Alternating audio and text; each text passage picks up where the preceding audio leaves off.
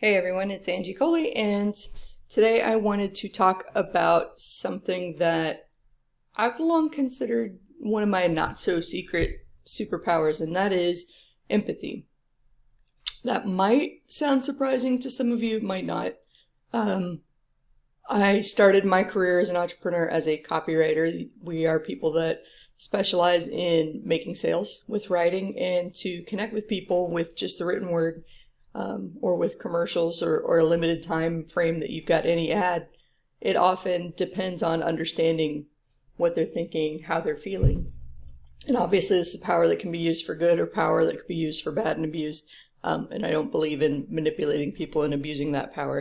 I take it very seriously. But I didn't always start out a very empathetic person.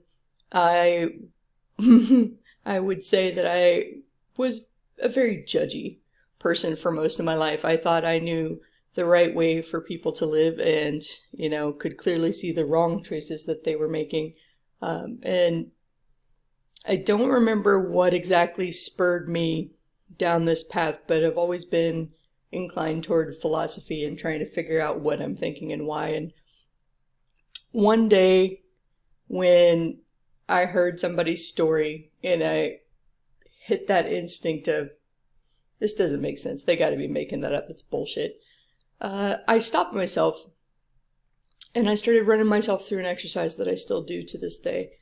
And last week I was on my friend Kevin Rogers' Chief Chat on Friday, and he does this thing called a best thing, where you get on and you teach the best thing that you learned that week or that month or something that you want to share with people. And when I shared this exercise that I'm about to share with you, it got such a powerful, visceral reaction from the people that were on his call that I knew I needed to share. So if you find yourself frustrated by everything that's going on and you feel like you really can't understand anyone around you, I think the place that it starts is with you, right? You can't change anybody around you, but you can change yourself. So no matter how much you argue, no matter how much you plead, no matter how much logic you throw at someone, you can't do the hard work for them, but you can do the hard work for yourself. And I think that if in this day and age with 7 billion people on the planet, you somehow think that you know the one right way to live, maybe try this exercise. Maybe try this exercise genuinely and see if you understand. Because if I've learned anything over the years, it's that there's hundreds of potential solutions to any problem, and they could all work. None of them could work. So this idea that some of us grew up with, that there's a right way to do things and there's a wrong way to do things, is frankly bullshit. It's bullshit.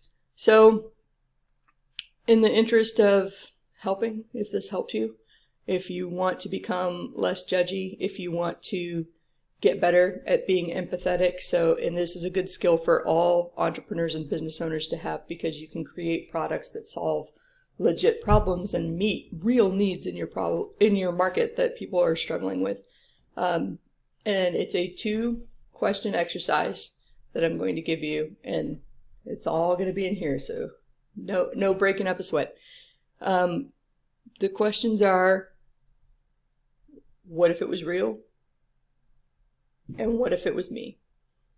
And I'm going to break that down a little bit. So, right now we're in a time of great turmoil. And it stems, we have a lot of Black Lives Matter protests that are happening, justifiably so. What happened to George Floyd is inexcusable. And there are so many people that are dismissive of what happened, or they don't believe what happened, even if there's footage, or, when something comes into direct contradiction with a deeply held belief, it challenges your identity. And so people are going to react very strongly against something that challenges their identity, challenges a core belief, and they're going to ignore any and all reason. So here's how I shortcut that gut instinct whenever something feels like it's challenging. When I'm getting all riled up and I don't understand how somebody could feel that way and they're just idiots and I need to unfriend them, I think, what if it was true and what if it was me? So in this instance, I can't tell someone who's protesting on the streets what the right way to grieve is, what the right way to express rage is.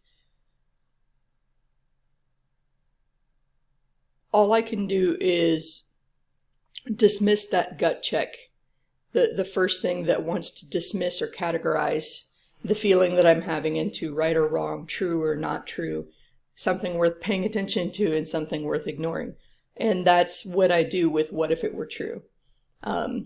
That's not to cast doubt on a situation or to undermine a totally real, like we saw on video what happened to George Floyd. But it's more to trick my mind into stopping that instant dismissal that happens when you've entered a judgment phase. And so now that in my mind, what if it was true? True is where we're starting from. This is true. This is real. This is legit. There's no arguing with it. I switch into empathy mode with what if it was me? And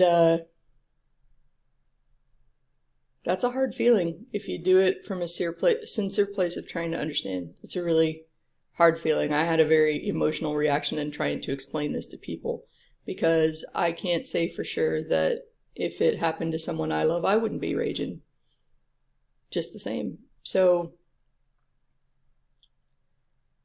there's no one right way to do things. There's no one solution for anything. But there is one side, and that's humanity, and that's the side that we're all on, whether we like it or not. We're all here on this big blue rock, trying to keep it spinning. And I'd love it if we could all start from a place of empathy and understanding,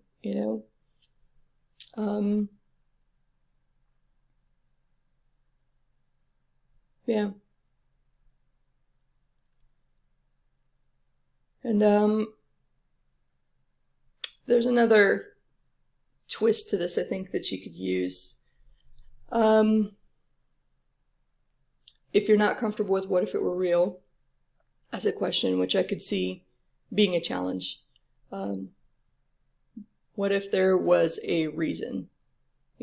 Somebody cut you off in traffic and you're instantly mad, that inconsiderate jerk. And I've heard used as an excuse, this guy is panicked, his wife has gone into labor prematurely and things seem to be going wrong, so he's not even aware of you personally on the road, and is just focused on her. Does that change your thoughts of this man as an asshole? He's still pretty inconsiderate and his behavior is still pretty dangerous, but he did have a reason. So I try to do this whenever my instinct is to go immediately to hurt or pissed off. Either what if it was true or what if there was a reason. And then what if it was me? How would I want somebody, if I unintentionally cut someone off because somebody in my car is having a medical emergency and I'm really just desperately trying to get them there, how would I want someone to treat me? Do I want them to speed up and try and cut me off and then hit their brakes and play road rage games with me? I don't want them to do that. I don't want them to follow me into a parking lot and shoot me. So I'm going to do my best not to rage at other people because I don't know what their circumstances are. But I can listen. We can all listen. So I'm Angie Coley, and that's what I've got for you today. Let's go kick Monday's ass.